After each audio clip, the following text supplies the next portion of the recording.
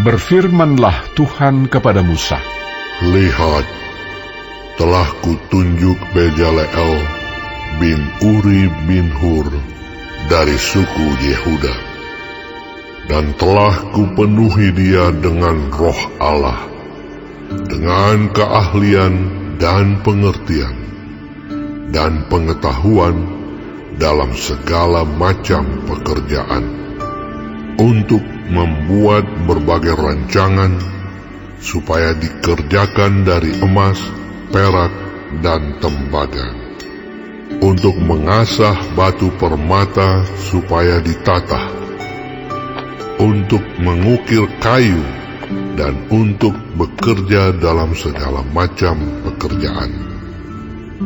Juga aku telah menetapkan di sampingnya Aholiab bin Ahisamak dari suku Dan. Dalam hati setiap orang ahli telah kuberikan keahlian. Haruslah mereka membuat segala apa yang telah kuperintahkan kepadamu: kemah pertemuan, tabut untuk hukum, tutup pendamaian yang terletak di atasnya, dan segala perabotan kemah itu, yakni meja dengan perkakasnya, kandil dari emas murni dengan segala perkakasnya, mesbah pembakaran ukupan, mesbah korban bakaran dengan segala perkakasnya, bejana pembasuhan dengan alasnya, pakaian jabatan, baik pakaian kudus kepunyaan Imam Harun, maupun pakaian anak-anaknya untuk memegang jabatan imam, minyak urapan dan ukupan dari wangi-wangian untuk tempat kudus, tepat seperti yang telah kuperintahkan kepadamu. Haruslah mereka membuat semuanya. Berfirmanlah Tuhan kepada Musa, Katakanlah kepada orang Israel demikian: Akan tetapi hari-hari Sabatku harus kamu pelihara, sebab itulah peringatan antara aku dan kamu turun-temurun, sehingga kamu mengetahui bahwa akulah Tuhan yang menguduskan kamu. Haruslah kamu pelihara hari Sabat, sebab itulah hari kudus bagimu. Siapa yang melanggar kekudusan hari Sabat itu, pastilah ia dihukum mati. Sebab setiap orang yang melakukan pekerjaan pada hari itu, orang itu harus dilenyapkan dari antara bangsanya. 6 hari lamanya boleh dilakukan pekerjaan, tetapi pada hari yang ke-7 haruslah ada Sabat, hari perhentian penuh, hari kudus bagi Tuhan. Setiap orang yang melakukan pekerjaan pada hari Sabat, pastilah ia dihukum mati.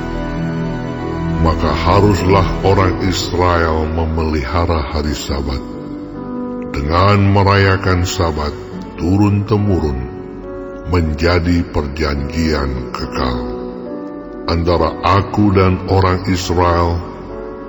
Maka inilah suatu peringatan untuk selama-lamanya, sebab 6 hari lamanya Tuhan menjadikan langit dan bumi, dan pada hari yang ke-7 ia berhenti bekerja untuk beristirahat. Dan Tuhan memberikan kepada Musa, setelah ia selesai berbicara dengan dia di Gunung Sinai, kedua loh hukum Allah, loh batu yang ditulisi oleh jari Allah.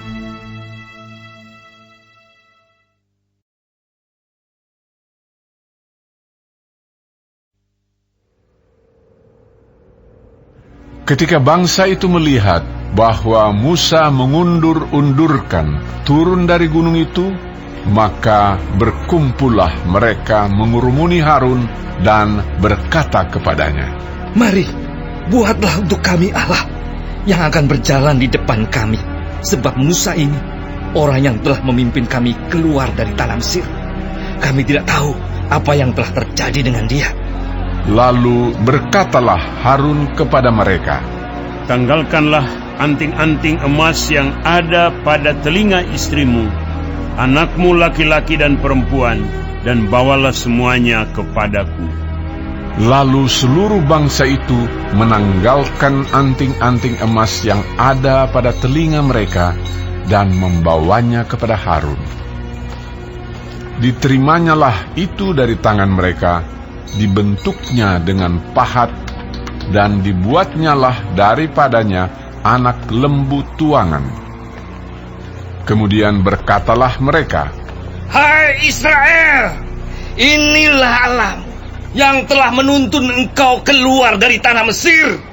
Ketika Harun melihat itu, didirikannyalah mezbah di depan anak lembu itu. Berserulah Harun, katanya, "Besok hari raya bagi Tuhan." Dan keesokan harinya, pagi-pagi, maka mereka mempersembahkan korban bakaran dan korban keselamatan. Sesudah itu, duduklah bangsa itu untuk makan dan minum. Kemudian bangunlah mereka dan bersukaria. Berfirmanlah Tuhan kepada Musa, "Pergilah, turunlah, sebab bangsamu yang kau pimpin keluar dari tanah Mesir telah rusak lakunya. Segera juga mereka menyimpang dari jalan yang kuperintahkan kepada mereka. Mereka telah membuat anak lembu tuangan, dan kepadanya mereka sujud menyembah dan mempersembahkan korban sambil berkata, 'Hai Israel, inilah Allahmu yang telah menuntun engkau keluar dari tanah Mesir.' Lagi firman Tuhan kepada Musa, Telah kulihat bangsa ini, dan sesungguhnya mereka adalah suatu bangsa yang tegar tengkuk. Oleh sebab itu biarkanlah aku, supaya murkaku bangkit terhadap mereka, dan aku akan membinasakan mereka. Tetapi engkau akan kubuat menjadi bangsa yang besar." Lalu Musa mencoba melunakkan hati Tuhan Allahnya dengan berkata, "Mengapakah Tuhan, murkamu bangkit terhadap umatmu yang telah kau bawa keluar dari tanah Mesir dengan kekuatan yang besar dan dengan tangan yang kuat? Mengapakah orang Mesir akan berkata, Dia membawa mereka keluar dengan maksud menimpakan malapetaka kepada mereka dan membunuh mereka di gunung dan membinasakannya dari muka bumi? Berbaliklah dari murkamu yang bernyala-nyala itu, dan menyesallah karena malapetaka yang hendak kau datangkan kepada umatmu. Ingatlah kepada Abraham, Ishak dan Israel, hamba-hambamu itu, sebab kepada mereka engkau telah bersumpah demi dirimu sendiri dengan berfirman kepada mereka, Aku akan membuat keturunanmu sebanyak bintang di langit, dan seluruh negeri yang telah kujanjikan ini akan kuberikan kepada keturunanmu, supaya dimilikinya untuk selama-lamanya. Dan menyesallah Tuhan karena malapetaka yang dirancangkannya atas umatnya. Setelah itu berpalinglah Musa, lalu turun dari gunung dengan kedua loh hukum Allah dalam tangannya, loh-loh yang bertulis pada kedua sisinya, bertulis sebelah menyebelah. Kedua loh itu ialah pekerjaan Allah Dan tulisan itu ialah tulisan Allah ditukik pada loh-loh itu.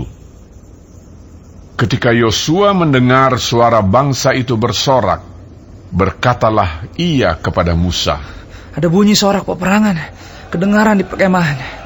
Tetapi jawab Musa, Bukan bunyi nyanyian kemenangan, bukan bunyi nyanyian kekalahan. Bunyi orang menyanyi berbalas-balasan. Itulah yang kudengar. dan ketika ia dekat ke perkemahan itu dan melihat anak lembu dan melihat orang menari-nari, maka bangkitlah amarah Musa. Dilemparkannya lah kedua loh itu dari tangannya dan dipecahkannya pada kaki gunung itu. Sesudah itu diambilnyalah anak lembu yang dibuat mereka itu, dibakarnya dengan api dan digilingnya sampai halus. Kemudian ditaburkannya ke atas air dan disuruhnya diminum oleh orang Israel. Lalu berkatalah Musa kepada Harun, Apakah yang dilakukan bangsa ini kepadamu, sehingga kau mendatangkan dosa yang sebesar itu kepada mereka? tetapi jawab Harun, Janganlah bangkit amarah Tuanku. Engkau sendiri tahu bahwa bangsa ini jahat semata-mata. Mereka berkata kepadaku, buatlah untuk kami Allah yang akan berjalan di depan kami, sebab Musa ini, orang yang telah memimpin kami keluar dari tanah Mesir, kami tidak tahu apa yang telah terjadi dengan dia. Lalu aku berkata kepada mereka, siapa yang mempunyai emas haruslah menanggalkannya. Mereka memberikannya kepadaku, dan aku melemparkannya ke dalam api, dan keluarlah anak lembu ini. ketika Musa melihat bahwa bangsa itu seperti kuda terlepas dari kandang, sebab Harun telah melepaskannya sampai menjadi buah cemooh bagi lawan mereka, maka berdirilah Musa di pintu gerbang perkemahan itu serta berkata, Siapa yang memihak kepada Tuhan, datanglah kepadaku. Lalu berkumpullah kepadanya seluruh Bani Lewi. Berkatalah ia kepada mereka, Beginilah firman Tuhan Allah Israel. Baiklah kamu masing-masing mengikatkan pedangnya pada pinggangnya, dan berjalanlah kian kemari melalui perkemahan itu, dari pintu gerbang ke pintu gerbang. Dan biarlah masing-masing membunuh saudaranya, dan temannya, dan tetangganya. Bani Lewi melakukan seperti yang dikatakan Musa, dan pada hari itu tewaslah kira-kira 3.000 orang dari bangsa itu. Kemudian berkatalah Musa, Baktikanlah dirimu mulai hari ini kepada Tuhan, masing-masing dengan membayarkan jiwa anaknya laki-laki dan saudaranya, yakni supaya kamu diberi berkat pada hari ini. Keesokan harinya berkatalah Musa kepada bangsa itu, Kamu ini telah berbuat dosa besar, tetapi sekarang aku akan naik menghadap Tuhan. Mungkin aku akan dapat mengadakan pendamaian karena dosamu itu. Lalu kembalilah Musa menghadap Tuhan dan berkata, Bangsa ini telah berbuat dosa besar, sebab mereka telah membuat ala emas bagi mereka. Tetapi sekarang, kiranya engkau mengampuni dosa mereka itu. Dan jika tidak, hapuskanlah kiranya namaku dari dalam kitab yang telah kau tulis. Tetapi Tuhan berfirman kepada Musa, Siapa yang berdosa kepadaku, nama orang itulah yang akan kuhapuskan dari dalam kitabku. Tetapi pergilah sekarang, tuntunlah bangsa itu ke tempat yang telah kusebutkan kepadamu. Akan berjalan malaikatku di depanmu, tetapi pada hari pembalasanku itu, aku akan membalaskan dosa mereka kepada mereka. Demikianlah Tuhan menulahi bangsa itu karena mereka telah menyuruh membuat anak lembu buatan Harun itu.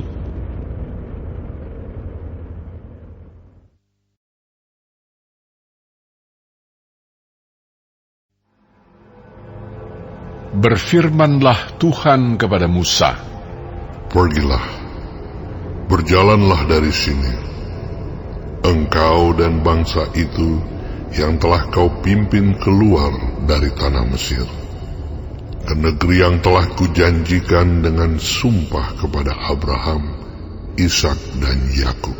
Demikian, kepada keturunanmu lah akan kuberikan negeri itu. Aku akan mengutus seorang malaikat berjalan di depanmu, dan akan menghalau orang Kanaan, orang Amori, orang Het, orang Feris, orang Hewi, dan orang Yebus, yakni ke suatu negeri yang berlimpah-limpah susu dan madu. Sebab aku tidak akan berjalan di tengah-tengahmu, karena engkau ini bangsa yang tegar tengkuk, supaya aku jangan membinasakan engkau di jalan."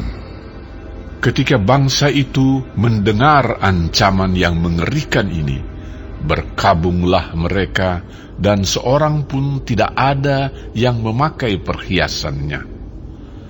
Berfirmanlah Tuhan kepada Musa, "Katakanlah kepada orang Israel, kamu ini bangsa yang tegar tengkuk. Jika aku berjalan di tengah-tengahmu sesaat pun, tentulah aku akan membinasakan kamu. Oleh sebab itu, tanggalkanlah perhiasanmu, maka aku akan melihat apa yang akan kulakukan kepadamu." Demikianlah orang Israel tidak memakai perhiasan-perhiasan lagi sejak dari gunung Horeb. Sesudah itu, Musa mengambil kemah dan membentangkannya di luar perkemahan, jauh dari perkemahan, dan menamainya kemah pertemuan. Setiap orang yang mencari Tuhan, keluarlah ia pergi ke kemah pertemuan yang di luar perkemahan. Apabila Musa keluar pergi ke kemah itu, bangunlah seluruh bangsa itu, dan berdirilah mereka, masing-masing di pintu kemahnya, dan mereka mengikuti Musa dengan matanya sampai ia masuk ke dalam kemah. Apabila Musa masuk ke dalam kemah itu, turunlah tiang awan dan berhenti di pintu kemah, dan berbicaralah Tuhan dengan Musa di sana. Setelah seluruh bangsa itu melihat bahwa tiang awan berhenti di pintu kemah, maka mereka bangun dan sujud menyembah masing-masing di pintu kemahnya. Dan Tuhan berbicara kepada Musa dengan berhadapan muka seperti seorang berbicara kepada temannya. Kemudian kembalilah ia ke perkemahan, tetapi abdinya Yosua bin Nun, seorang yang masih muda, tidaklah meninggalkan kemah itu. Lalu berkatalah Musa kepada Tuhan, "Memang engkau berfirman kepadaku, suruhlah bangsa ini berangkat, tetapi engkau tidak memberitahukan kepadaku siapa yang akan kau utus bersama-sama dengan aku. Namun demikian engkau berfirman, aku mengenal namamu dan juga engkau mendapat kasih karunia di hadapanku. Maka sekarang, jika aku kiranya mendapat kasih karunia di hadapanmu, beritahukanlah kiranya jalanmu kepadaku, sehingga aku mengenal engkau, supaya aku tetap mendapat kasih karunia di hadapanmu. Ingatlah bahwa bangsa ini umatmu." Lalu ia berfirman, "Aku sendiri hendak membimbing engkau dan memberikan ketentraman kepadamu." Berkatalah Musa kepadanya, "Jika engkau sendiri tidak membimbing kami, janganlah suruh kami berangkat dari sini. Dari manakah gerangan akan diketahui bahwa aku telah mendapat kasih karunia di hadapan-Mu, yakni aku dengan umat-Mu ini? Bukankah karena Engkau berjalan bersama-sama dengan kami, sehingga kami, aku dengan umat-Mu ini, dibedakan dari segala bangsa yang ada di muka bumi ini? Berfirmanlah Tuhan kepada Musa, juga hal yang telah kau katakan ini akan kulakukan, karena engkau telah mendapat kasih karunia di hadapanku, dan aku mengenal engkau. Tetapi jawabnya, perlihatkanlah kiranya kemuliaan-Mu kepadaku. tetapi firman-Nya, Aku akan melewatkan segenap kegemilanganku dari depanmu, dan menyerukan nama Tuhan di depanmu. Aku akan memberi kasih karunia kepada siapa yang kuberi kasih karunia, dan mengasihani siapa yang kukasihani. lagi firman-Nya, Engkau tidak tahan memandang wajahku, sebab tidak ada orang yang memandang aku dapat hidup. berfirmanlah Tuhan, Ada suatu tempat dekatku, di mana engkau dapat berdiri di atas gunung batu. Apabila kemuliaanku lewat, maka aku akan menempatkan engkau dalam lekuk gunung itu, dan aku akan menudungi engkau dengan tanganku sampai aku berjalan lewat. Kemudian aku akan menarik tanganku, dan engkau akan melihat belakangku, tetapi wajahku tidak akan kelihatan.